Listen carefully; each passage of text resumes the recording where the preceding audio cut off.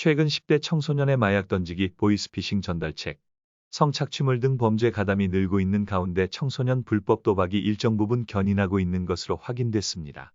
경찰청이 공개한 최근 5년간 범죄 소년 검거 현황에 따르면 2017년부터 2022년까지 불법 도박으로 검거된 범죄 소년 만 14세 19세은 총 286명으로 집계됐습니다. 또 대검찰청이 발표한 2020년 소년범의 강도 동기 1위는 유흥 도박비 21.9%로 조사됐습니다. 이는 성인범 4.8%에 비해 5배가량 높은 비율로 소년범 10명 중 2명이 도박비 마련과 유흥을 위해 강도를 일으킨다는 것입니다. 도박 관련 범죄로 검거된 소년범들만 도박하는 것이 아닙니다. 청소년들 사이에서는 불법 도박이 만연해 있습니다. 한국도박문제예방치유원이 발표한 2022년 청소년 도박 문제 실태 조사에 따르면 청소년 100명 중 5명은 도박 문제에 노출돼 있습니다. 최근 현황을 보면 더 심각합니다. 지난 3개월간 재학 중 청소년의 돈 내기 게임 경험률은 25.8%로 10명 중 2명이 경험한 것으로 집계됐습니다. 이에 전문가들은 도박에 노출된 청소년이 훨씬 많을 것으로 예상했습니다. 도박이 대표적인 드러나지 않는 암수범죄인 점, 청소년들의 또래 문화로 인해 집단성을 띠고 전파력이 크다는 점을 고려했습니다.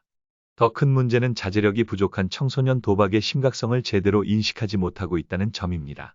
언론 보도만 해도 청소년 도박에 대한 범죄가 성착취 마약 사건과 비교해 절대적으로 노출 빈도수가 적으며 검거됐다는 소식은 찾아보기 어려울 정도입니다.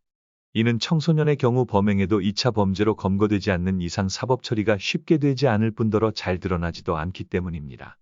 특히 성매매 등의 범죄에 대해서는 다른 사람이 자신과 가족에게 영향을 끼칠 수 있다고 인지함과 동시에 그에 대한 심각성을 인정하고 알지만 도박의 경우 청소년이 한때 바람이라 생각하고 가볍게 여기는 등 2차 범죄의 발단이 될 수 있는 문제를 쉽게 간과해버릴 수 있습니다. 서민수 경찰인재개발원 교수는 최근 청소년이 사이버 도박에 노출되는 빈도와 횟수가 많다 보니 규모가 커지고 빚이 많아졌다. 지금 아이들은 사이버 도박을 했을 때 몇백만 원에서 몇천만 원의 빚을 지기도 한다. 그런데 이 돈을 단순한 절도 가지고는 갚을 수 없다. 당연히 대형 범죄와 연결된 고액 알바를 할 수밖에 없다. 고 설명했습니다. 더 자세한 내용은 청소년 도박 마약 드라퍼 등 중대범죄 촉발, 도박비 마련의 바텀 알바 성매매를 통해 알 수 있습니다.